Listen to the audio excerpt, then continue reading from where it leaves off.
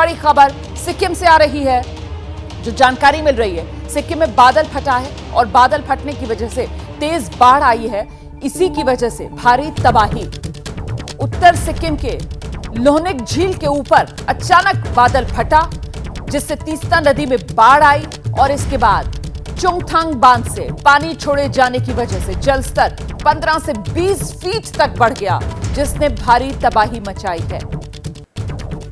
इस हादसे की चपेट में आकर 23 सैन्यकर्मी लापता हो गए हैं। कई गाड़ियां डूबी हुई हैं। राहत और बचाव का काम भी जारी है। तो अचानक से बादल फटा है और अपने साथ ये आफत सिक्किम के लिए लेकर आया है। सबको अलर्ट करके लोगों का जान तो बचा है, मगर अभी पूरा रिपोर्ट आना बाकी है। अभी जान माल का तो उतना नुकसान नहीं हुआ, मगर पब्लिक प्रॉपर्टी है जो बहुत सारा डैमेज हो रहा है। बड़ा बिल्डिंग वगैरह डैमेज हुआ है, प्रॉपर्टी डैमेज हुआ है और लगता है कुछ लोगों का भी वहाँ पर गुमशुदा है। अभी उसका रिपोर्ट बाकी है और डीसी लोग जो सभी गवर्नमेंट मशीनरी से वो काम कर रहे हैं। तो सिक्किम में बादल फटा, अपने साथ तबाही लेकर आया। अभी का अपडेट क्या है जानने के लिए आपको सीधे लेकर चलेंगे मेरी सहयोगी मनुग्या लोईवाल इस वक्त हमारे साथ मौजूद है। क्या अपडेट्स मिल रहे हैं सिक्किम से मनुग्या? देखिए, स्थिति बहुत भयावह है। कई सारे मकान ढह गए हैं और कई इलाके बह गए हैं। अगर मैं ये कहूँ कि ये नदी का स्तर और ज़्यादा बढ़ता चला जाएगा, क्योंकि क्लाउड बर्स्ट के बाद लगातार बारिश हो रही है, जिसकी वजह से रेस्क्यू ऑपरेशंस बहुत ज़्यादा इफेक्टेड हैं। फिलहाल 23 सेनाकर्मी अभी इस समय लापता हैं आधिकारिक तौर पर, और 40 से ज़्यादा गाड़ियाँ सेना की ही लापता हैं। लेकिन उससे बड़ी बात यह है कि इस समय खुद सिक्किम के मुख्यमंत्री PS गोले उस इलाके का दौरा कर रहे हैं। वहां जाकर, क्योंकि कई इलाकों में भूस्खलन हुआ है, मंगन, लाचुंग, चुंगथांग, ये सारा इलाका पहाड़ी इलाका है। 16,000 फीट के आसपास ये सारा इलाका पड़ता है, और अगर वहां पर भूस्खलन हो तो आने जाने के सारे रास्ते पूरी तरह से बाधित हो जाते हैं, खासतौर से मनुग्या, कुछ अपडेट मिल पा रहा है? ये जो सैन्यकर्मी लापता बताए जा रहे हैं, क्या ये किसी खास इलाके में तैनात थे, एक ही जगह पर तैनात थे जहां से अब इनसे कोई संपर्क नहीं हो पा रहा है, या फिर किसी तरीके के राहत और बचाव कार्य में ये लगे हुए थे? देखिए, सिक्किम में क्योंकि ये अंतर्राष्ट्रीय बॉर्डर है, वहाँ पर कई ऐसे इलाके हैं जहाँ पर लगातार आर्मी के अलग अलग कैंप्स रहते हैं, अलग अलग कॉलम्स रहते हैं, और उन्हीं के तहत ये या तो पार्किंग में रहती हैं गाड़ियाँ, या फिर उनके खुद के कैंप्स होते हैं। जिसके बाद ये गाड़ियाँ भी बह गईं और आसपास में रहने वाले, क्योंकि वो पूरा इलाका ही बहकर निकल गया है, इसलिए ये कहना अभी मुश्किल होगा कि इनकी पूरी कार्रवाई, इनकी जानकारी कब तक मिलेगी, क्योंकि वहाँ तक पहुँचना भी उतनी ही बड़ी चुनौती है। लेकिन आसपास के इलाकों से मूवमेंट लगातार जारी है, रेस्क्यू ऑपरेशंस जारी हैं, जिसमें खुद सिक्किम के मुख्यमंत्री PS गोले, सिक्किम की सरकार और आर्मी यानी कि सेना लगातार यहाँ पर जो तैनात भी रहती है, उसके साथ इस समय रेस्क्यू ऑपरेशन में भी लगी हुई है। और जिस तरीके से ये खबरें आ रही हैं कि साहब बांध के गेट खोलने पड़े हैं, तीस्ता का जलस्तर लगातार बढ़ता जा रहा है, उससे ये खतरा अब और क्या बढ़ता हुआ नजर आ रहा है सिक्किम पर फिलहाल?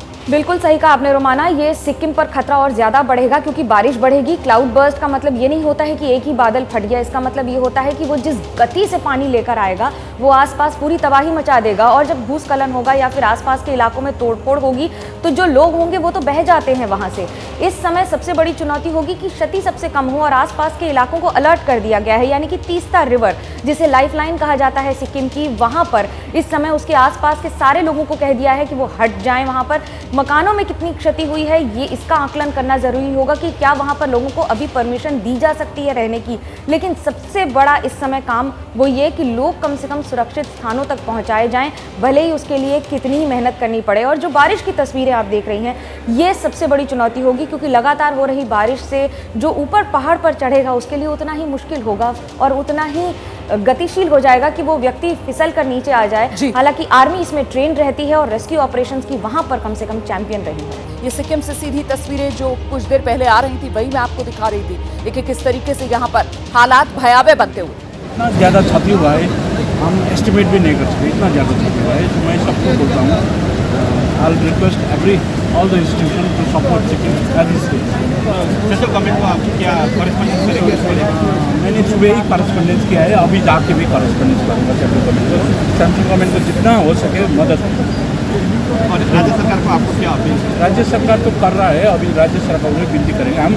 राज्य सरकार को नहीं, हम सबको मिल के करना है। ये सिक्किम का प्रॉब्लम है, सबको मिलके करना है र सबैजनालाई म यो पनि बिन्ती गर्न चाहन्छु यो आज हाम्रो अगाडि ठुलो दुःख घडी आइपरेको छ है हामी सबै सिक्किमे मिलेर यो दुःख घडी यो अहिले जुन डिक्चुमा हुनुहुन्छ रम्फूमा हुनुहुन्छ जति पनि खोलाको बगरमा मान्छेहरूले आज एफेक्टेड मान्छेहरू एकदमै बेसी हुनुहुन्छ र म सबैलाई बिन्ती गर्छु सबै मिलेरै यो उहाँहरूलाई यो दुःखबाट निकाल्नु भनेर बिन्ती गर्छु।